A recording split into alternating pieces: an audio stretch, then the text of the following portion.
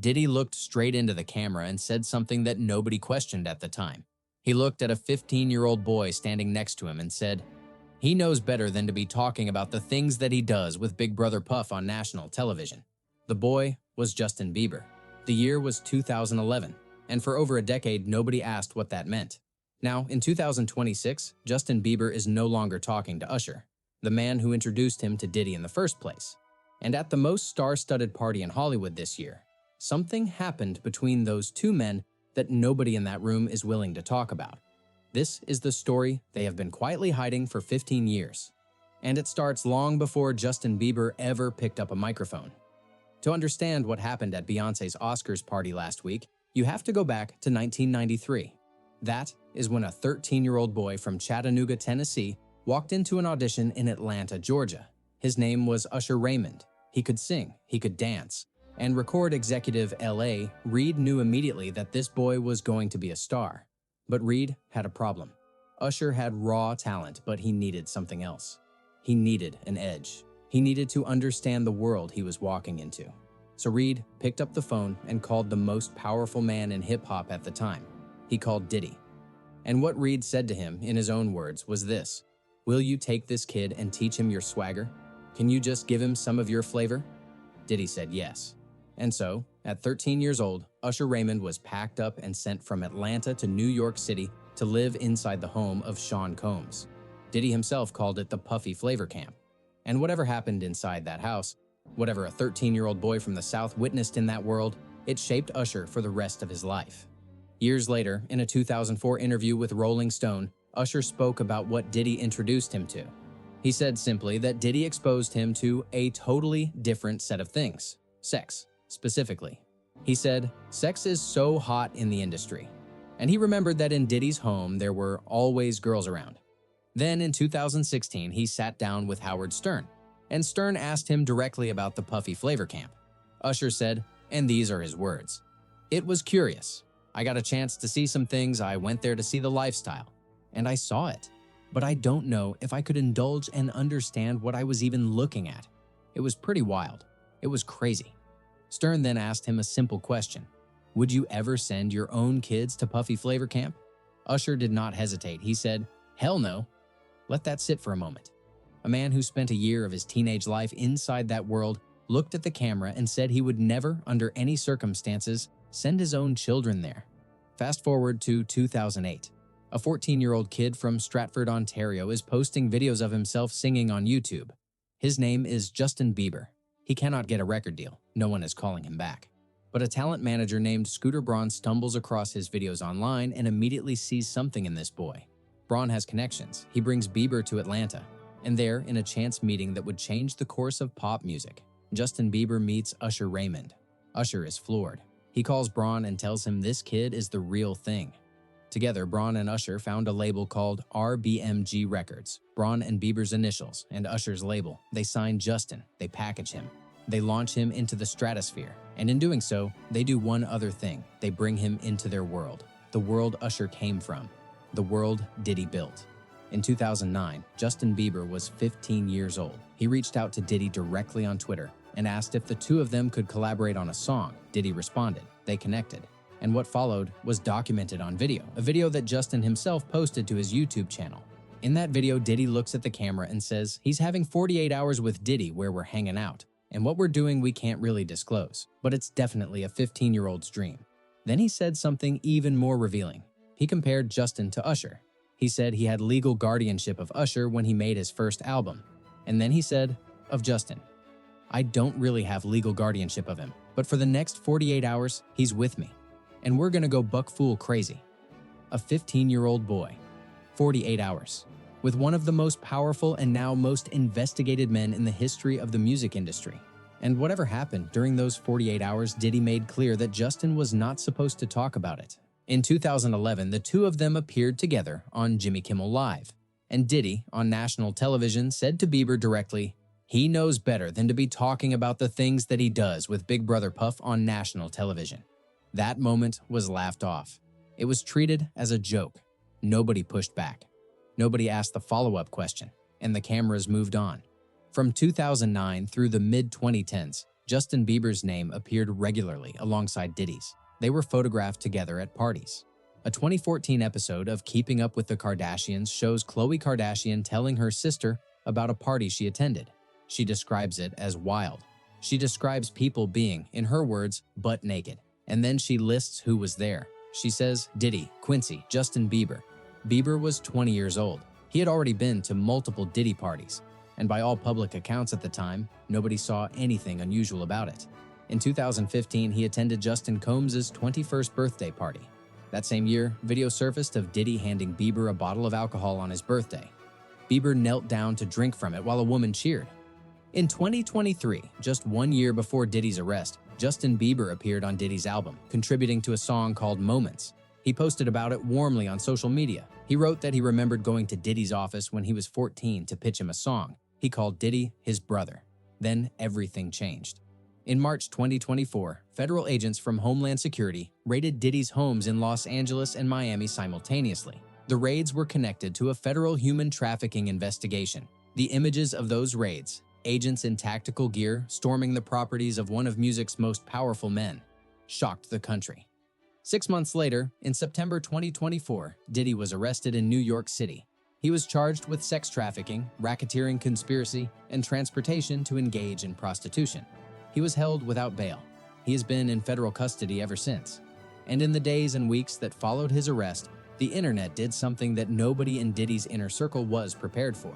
It started pulling up old footage, every clip, every interview, every party photo, every resurfaced video, including the 48 Hours video, including the Jimmy Kimmel appearance, including Usher's Howard Stern interview, including Khloe's comment on Keeping Up with the Kardashians, including every photograph that showed Justin Bieber in Diddy's orbit when he was a teenager. The public began to ask questions that nobody had ever thought to ask before. What exactly happened during those 48 hours?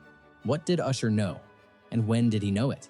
And why did a grown man feel the need to tell a 15-year-old boy on national television not to speak about what they had been doing together? According to multiple sources who spoke to outlets including Us Weekly and the Daily Mail, Justin Bieber was not doing well. One insider described him as completely disturbed by the Diddy allegations. Another said he was in a hard place mentally. A third said simply that he wants nothing to do with this situation and has been trying to protect himself from the fallout. A representative for Bieber issued an official statement saying that Justin is not among Diddy's victims. The statement redirected attention to those who were genuinely harmed and called for focus on justice for those individuals. But the statement also raised a question that nobody could quite answer. If Justin was not a victim, then what was he? He was a 15-year-old boy who spent 48 undisclosed hours with a man now in federal prison for sex trafficking. He attended parties where, by other guests' own accounts, things were happening that no teenager should have been present for. Sources say he has been unwilling to process his history with Diddy, that he has shut down when the subject comes up, that his happiness as a new father, he and Haley welcoming their son Jack Blues in 2024, has been the one thing keeping him grounded during all of this. It did not happen all at once. It happened quietly, over time. In 2024, Justin Bieber began cutting people from his inner circle. His manager, Scooter Braun, the man who discovered him, the man who built his career alongside Usher, was let go after a reported fallout tied to finances and the Collapse Justice Tour. Then, in early 2025, Bieber went on Instagram and quietly unfollowed a series of people, his former team members, longtime collaborators. And then, in a move that sent the internet into overdrive, Usher, the man who discovered him, the man who mentored him, the man who introduced him to Diddy when he was 15 years old, gone from his following list without a single word of explanation. Fan reaction was immediate. On X, formerly Twitter, one post went viral within hours. It read, "Didn't Usher bring Justin Bieber to the Diddy parties when he was a minor? If so, he has every reason to unfollow him." Usher's camp said nothing. Justin's camp said nothing. And the silence became its own kind of statement. Then came March 19th, 2026. Beyoncé and Jay-Z hosted their annual Oscars after-party at the Chateau Marmont in West Hollywood. The guest list was the most star-studded gathering of the award season. Taylor Swift, Travis Kelce, Timothée Chalamet, Kylie Jenner, Emma Stone, Michael B. Jordan, Austin Butler, Hailey Bieber was there. So was Justin. And so was Usher. According to multiple sources who spoke to TMZ, Usher approached Bieber at the party. He came with what those sources described as energy and anger. The two got into what witnesses called a heated exchange. Some early reports suggested it turned physical. Sources close to Bieber deny any physical contact occurred. But everyone who has spoken about it agrees on one thing. It was intense, it was pointed, and it did not last long because Justin Bieber simply would not engage. One insider speaking to celebrity account Dumois said that Bieber simply did not want to engage in conversation with Usher. There was no specific point of tension, no fight, no yelling, no cursing. Just a personal choice to avoid an interaction.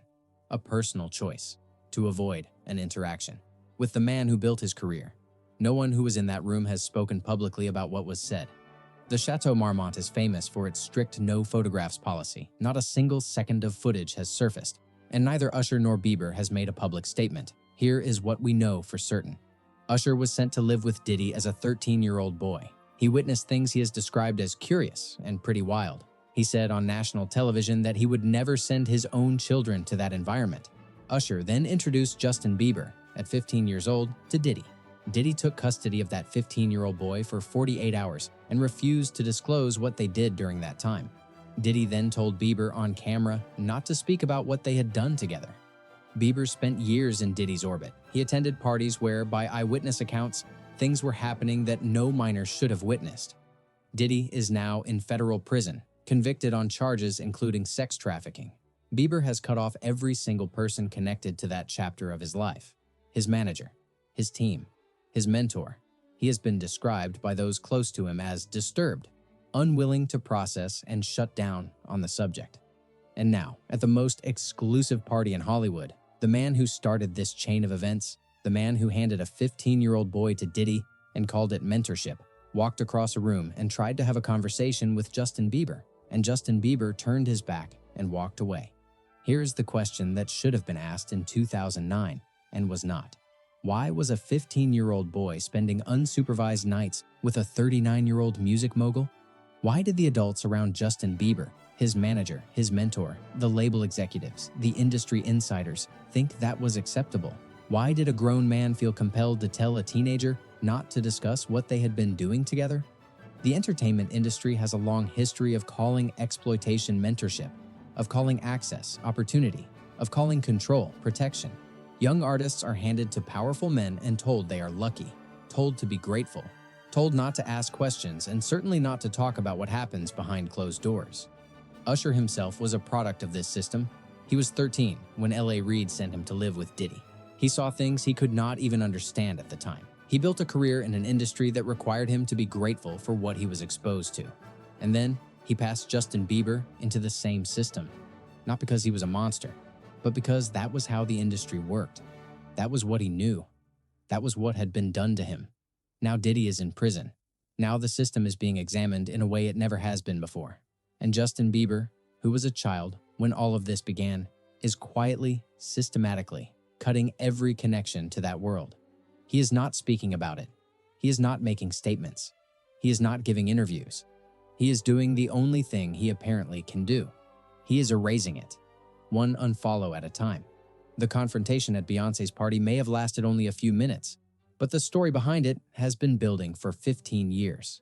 Two men who were both, in different ways, handed to the same powerful and now convicted predator. Two men who built careers inside a system that protected itself at the expense of the young people who moved through it.